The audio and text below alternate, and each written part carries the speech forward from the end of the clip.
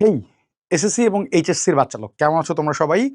পরীক্ষার খাতায় বানান যেন ভুল আর না হয়, সেটার জন্য তোমাদের রিথিঙ্কের পক্ষ থেকে আমি রবিউল ইসলাম সানি একটা চমৎকার ব্যবস্থা করছি। সেটা হচ্ছে বাংলা বানান সিরিজ। সো এই সিরিজের অলরেডি প্রথম ভিডিও আপলোড হয়ে গেছে, তোমরা একটু ঝটপট করে সেটা দেখে নাও। এবং আজকে এই তোমাদের বানান সিরিজের দ্বিতীয় ভিডিও সেটা শুরু করব। তাহলে চলো আর দেরি না করে একটু জেনে নেই এই দ্বিতীয় ভিডিওতে আমাদের কি আছে।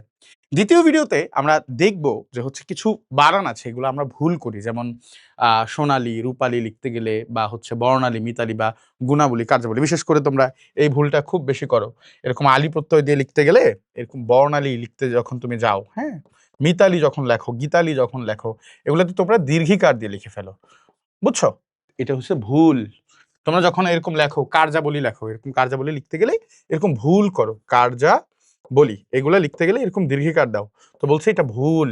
এখন প্রশ্ন হচ্ছে, বাংলা আধুনিক অভিধানে আমাদেরকে কি বলছে যে সেইগুলা আসলে কোনগুলা সঠিক এবং সেটা রুলস কি? প্রচুর ভুল যেটাতে করো সেটা হচ্ছে এই যে গীতাঞ্জলি লিখতে গিয়ে। ম্যাক্সিমাম স্টুডেন্ট এই গীতাঞ্জলি লিখতে গিয়ে, বিশেষ করে এইচএসসি পরীক্ষাতে ওরা এই ভুলটা বেশি করে, গীতাঞ্জলি লিখতে গিয়ে এরকম দীর্ঘিকার দেয়। আলহামদুলিল্লাহ, এটা ভুল। তাহলে প্রশ্ন হচ্ছে এগুলা সঠিক রূপ কি এবং সেটা কিভাবে, মানে এটা রুলসটা কি? তাহলে চলো ঝটপট করে সেই রুলসটাও জেনে নেই এবং এটার সঠিক ফর্মটাও আমরা জেনে নিই। দেখো এখানে আমাদের সুন্দর করে বলে দিছে, কি বলে দিছে যে আলী, আবলি এবং অঞ্জলি, এই যে এই প্রত্যয়, এগুলো তো শব্দের শেষে যুক্ত হয়, তাই না? প্রত্যয় কোথায় যুক্ত হয়? শব্দের শেষে যুক্ত হয়, শব্দের শেষে যুক্ত হয়। তো এই আলী, আবলি, অঞ্জলি প্রত্যয় যুক্ত শব্দগুলোতে সর্বদাই ওই জায়গাতে আমার কি বসবে বলো? রসিকার বসবে। সেই জায়গাতে কি বসবে? রসিকার বসবে।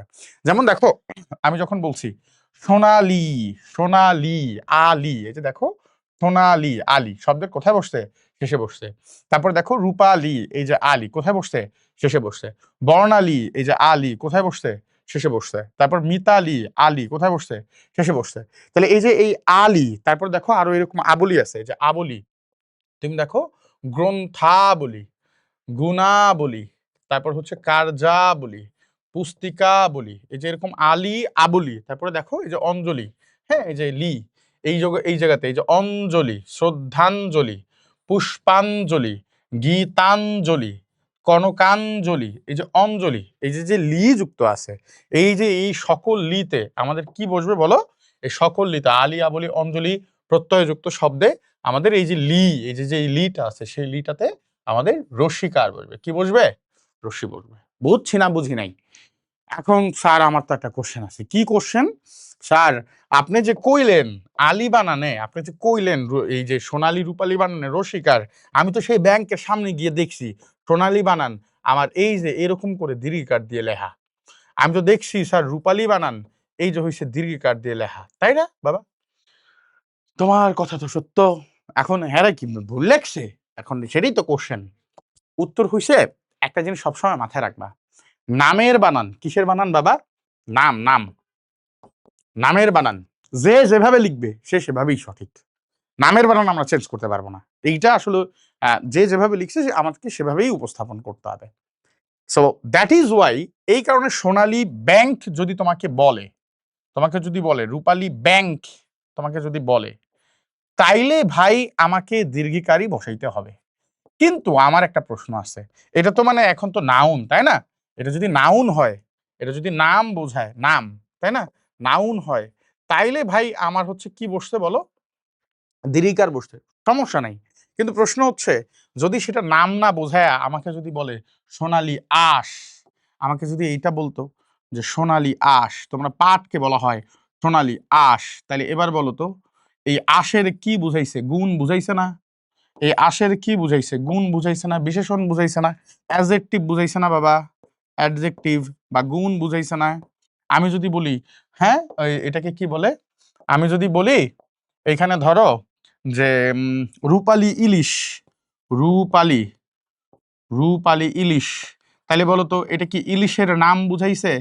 এটা কি ইলিশের নাম বুঝাইছে নাকি ইলিশের গুণ বুঝাইছে? ইলিশটা কেমন দেখতে, রূপালী, তার মানে তার গুণ বুঝাইছে। যদি বোঝায় তাহলে সেই ক্ষেত্রে কিন্তু আমার রস্যিকার বসবে। সেই ক্ষেত্রে আমার কি বসবে বাবা? রস্যিকার বসবে। নামের বানান যে যেভাবে দিবে সেভাবেই বসবে। আর বাকিগুলো সব ঠিক আছে। গ্রন্থাবলী, গুণাবলী, কার্যাবলী, পুস্তিকাবলী এইগুলাতে আলি, আবলি, অঞ্জলি যুক্ত প্রত্যয় মানে যুক্ত শব্দের সর্বদাই আমাদের কি বসবে? রসিকার বসবে। বুঝছি না বুঝি নাই? তাই না? তাহলে এই জায়গাতেও তাই। বিশেষ করে তোমরা এখানে এই বানানগুলোতে একটু হাইলাইট করে রাখো, এগুলো পরীক্ষায় প্রচুর আসে।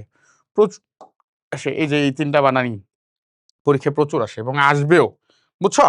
তাহলে এইরকম যদি তুমি আরো কত কিছু বানান দেখিয়ে আমাকে কমেন্ট সেকশনে একটু জানাও তো, এরকম তুমি আর কি, কি বানান এই যে আলিয়া বলি, অঞ্জলি প্রত্যয় দিয়ে আরো কি, কি বানান আছে সেগুলো তুমি একটু কমেন্ট সেকশনে আমাকে একটু জানাও তো, দেখি তুমি পারো কিনা। আর পাশাপাশি এইরকম হ্যাকস, টিপস যদি শিখতে চাও তাহলে আমাদের এসএসসির যেই হচ্ছে রিভিশন প্রোগ্রাম সেখানে যুক্ত হয়ে যাও। আর এইচএসসির বাচ্চা লোক আমাদের সাথে থাকো, তোমাদের জন্য আরো জোস জোস ধামাকা আছে। আর বাংলার এরকম আরো সিরিজ তুমি যেন ভুল না করো, এই সিরিজগুলা হচ্ছে তুমি কোথায় পেয়ে যাবা? রিথিংকের পেজে, রিথিংকের ইউটিউব চ্যানেলে। ঠিক আছে? এবং আমাদের হচ্ছে গ্রুপও আছে, সেখানে যুক্ত হয়ে গেলেও তুমি এরকম হাজার হাজার শত শত আরো হচ্ছে তোমার যে ভুল, এই ভুল কারেকশনের উপায় পেয়ে যাবা। বুঝতে পেরেছো? তাহলে সে পর্যন্ত ভালো থাকো, সুস্থ থাকো এবং রিথিংকের সাথেই থাকো। সালাম আলাইকুম।